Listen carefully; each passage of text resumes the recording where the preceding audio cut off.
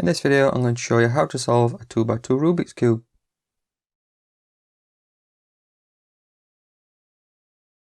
Check out my other videos showing you how to solve a 2x2 Rubik's Cube, a 3x3, a 4x4, and even a 5x5. So in this video, I'm going to show you how to solve this 2x2 Rubik's Cube. This is 2x2. My last video I did was on the 3x3. This is called 2x2 for obvious reasons. Now, if you watched my previous video on my 3x3 Rubik's Cube, or you already know how to solve a 3x3 Rubik's Cube using the exact same method I did, it's a pretty standard method, then you basically already know how to solve this. I'm going to solve this using the exact same formula as how I solved the 3x3. We will have to use two algorithms, but it's two algorithms that we already know from the 3x3, and one of them is extremely easy to remember anyway. The main difference is, with it being a 2x2, we haven't got any centers, so we're just basically doing the movements that we would do on the corners of the 3x3. Right, once we've mixed it up, we need to decide on a colour we want to start with again. And just for consistency, I'm going to start with green like I did on my 3x3 video. Now we don't have any centres, as I said, because this is a 2x2. So we're just working on the corners. Before we started by making a cross. To make this side completely green and line the sides up as well. If you remember, after we made the cross, we just lined the corners up. And that's basically what we're doing. We're just pretending we've already got a centre here. And you'll see what I mean. If you remember from the 3x3, we'll look for another green that was on the side, such as here. And then we wanted to put it underneath the cube where it wanted to go. So I'll call this one my first one, so this will be my top. This one's yellow and red. So this one's pink and yellow. This is a different type of Rubik's Cubes.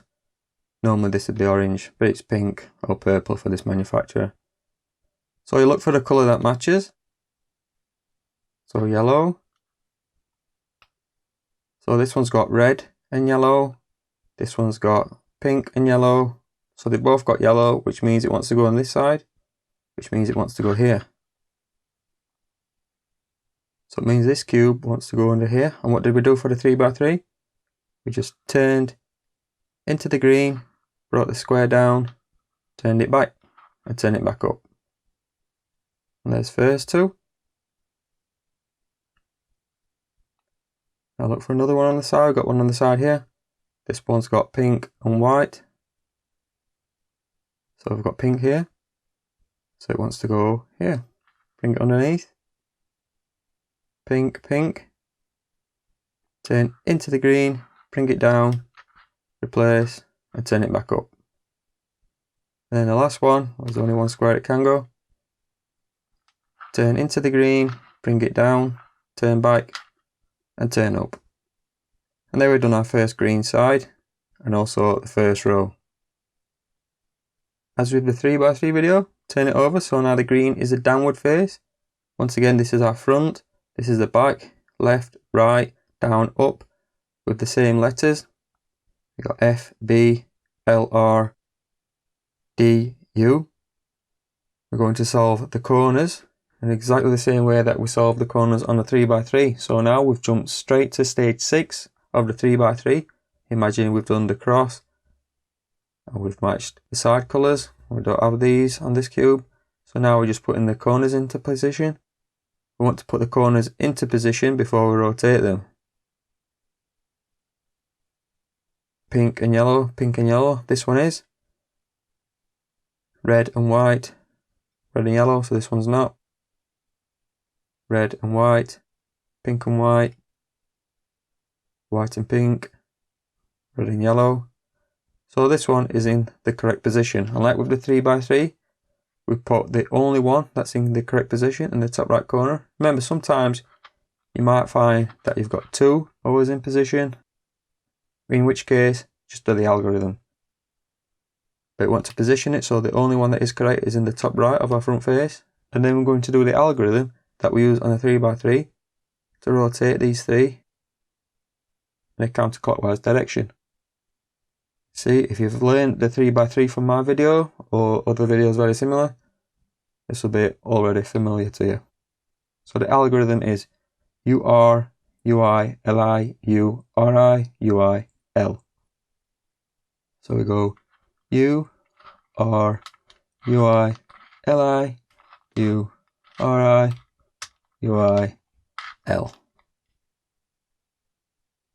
And they're not in position, so we need to do it one more time. U, R, U, I, L, I, U, R, I, U, I, L. Now this one's in the correct position, so is this one, so is this one, so is this one. And the third and final stage is exactly the same as the final stage in the 3x3. We just use the RIDI RD algorithm. If you don't know how to do that, check my 3x3 video out, which explains it in more detail, but we're just basically repeating the algorithm until we put the blue on the top. And remember to always keep the same front face. There will be times when we move this side and move this side, so we are technically changing all 4 faces of the front face, but just imagine this whole is the front face, and always keep this to the front. So let's begin to put the first corner on the top. RIDI RD, RIDI RD, RIDI RD, this time RIDI, and there it goes, RD. Do not forget to put that D back. Bring the next one round, remember keeping this our front face, imagine a little hole. RIDI RD, RIDI RD. That's the next one on top. Bring the next corner around. RIDI RD, RIDI RD, RIDI RD, RIDI RD. And the final one.